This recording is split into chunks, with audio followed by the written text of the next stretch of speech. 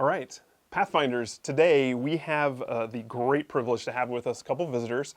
We welcome to the 501st Combat Support Wing Major General Reed, our 3rd Air Force Commander. Welcome, sir. And the Command Chief of 3rd Air Force, Chief Kwiatkowski, also known as Chief K. I'll stick to that to be simple. Sir, Chief, it is great to have you here with us, and thanks for sitting down with us for the latest conversation that we're having. We've had some great times talking to our airmen and talking to some of our leaders in the Air Force about diversity and inclusion, about some of the things happening in the command. So thanks for taking time to sit down with us and welcome. Absolutely. It's great to be here. So, sir and Chief, can you just start by telling us a little bit about yourselves? We all have different experiences. It's been the theme we've been talking about in the wing. Can you just tell us a little bit about where you're from, how you got to the Air Force, and obviously, very successful Air Force career?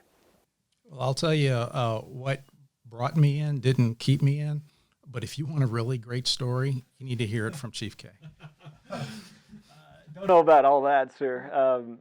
You're absolutely right. Our experiences shape who we are, and what a dreadful world it would be if we didn't have unique and diverse experiences. I think it's what makes airmen airmen and what makes us the most powerful Air Force in the world. I too was shaped by my experiences growing up in a farming and ranching community back in southern Nebraska. It was those that shaped my decision to come in. Either you owned a farm or a ranch, or you worked for somebody who did. And I spent most of my adolescent years working for a family farm operation. Tried my hand at rodeo for a while. Thought that would be a livelihood. That lasted about 4.5 seconds. Literally 4.5 seconds. Yes, I'm imagining like on a horse or a bull. A bareback bronc, actually. 3 days after I got out of the hospital, I realized that wasn't going to be a suitable livelihood. So some influences from my dad. He was in the Air Force as well. So that drove my decision to join the Air Force. And I think like General Reed said, the decision to join was not what kept me in the Air Force. I think that transformed over time, and it became all of those things that you read about and you hear people talk about. It's about service, and it's about profession of arms, and becoming part of something greater than yourself, and that's really what kept me in the Air Force, is following that passion. I love, as part of these conversations, hearing every story, because I've found, you say it, every story is unique, but truly when you start talking to airmen, every story is unique. So thanks for sharing that. Sir, if we could turn just to talk a little bit about diversity and inclusion.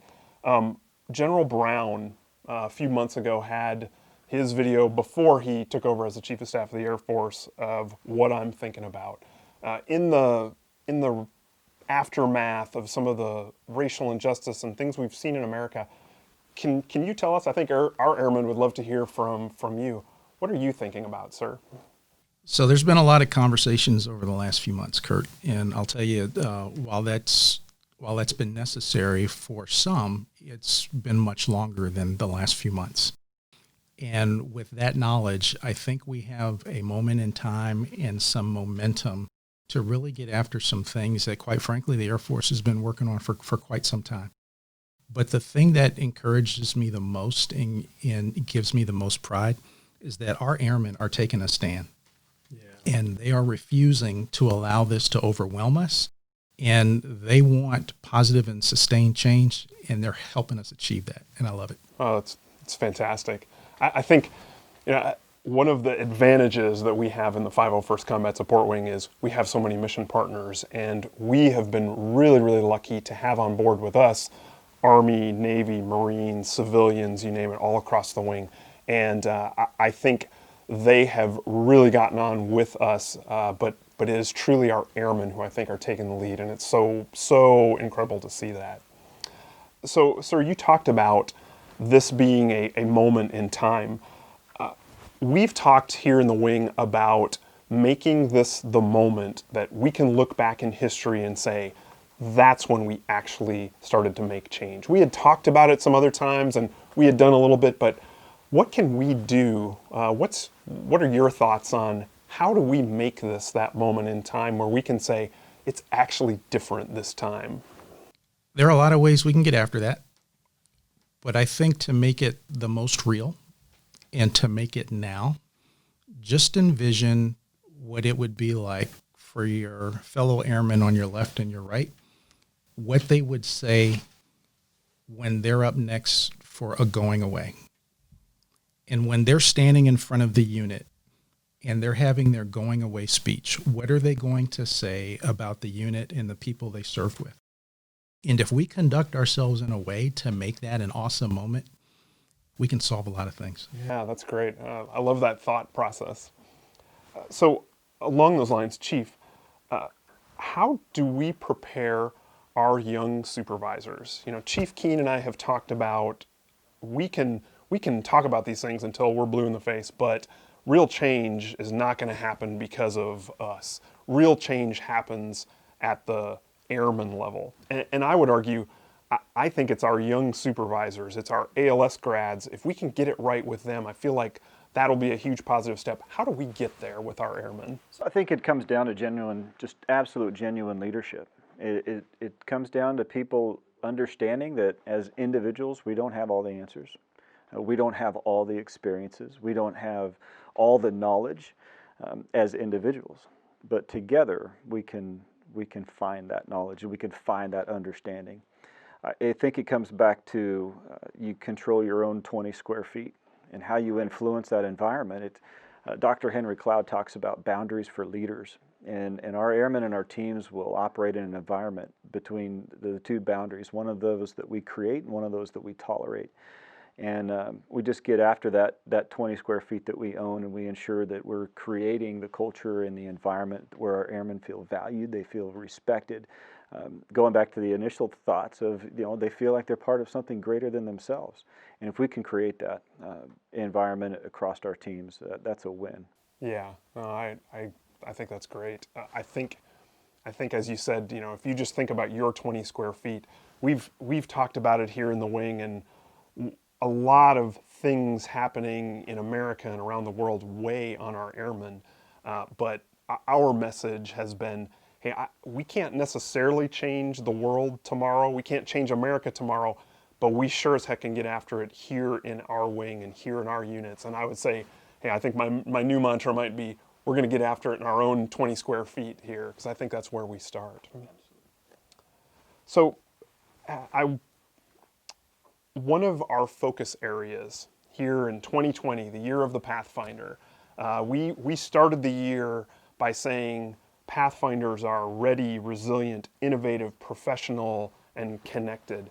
And with the events that have unfolded, we've gone back and we had to do some soul searching and reflecting and say, hey, I think we missed one. So our big emphasis now is Pathfinders are also diverse. And these conversations are certainly a part of how we're getting after that in the wing.